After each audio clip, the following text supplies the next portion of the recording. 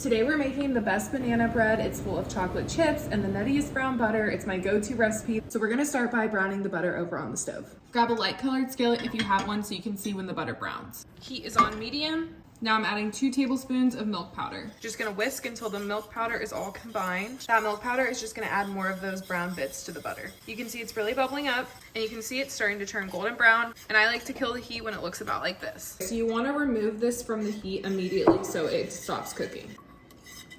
While that cools, let's mix the dry ingredients. This is 2 cups of flour, 1.5 teaspoons of cinnamon, 1 teaspoon of baking soda, and 1/2 teaspoon of salt. Now we're gonna add 1/2 cup of brown sugar and 1/2 cup of white sugar to a large bowl. And now for the cooled brown butter. Don't forget to scrape every last bit. This is how clean the pan should be. Give this a good whisk.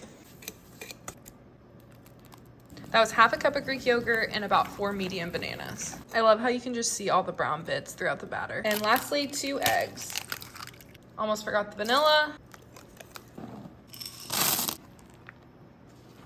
Okay, one more moment for the brown butter and the batter. I'm gonna transfer this to a 9-inch loaf pan.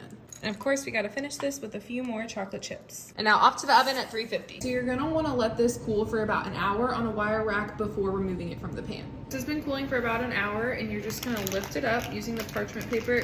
You can find the full recipe for this on my blog.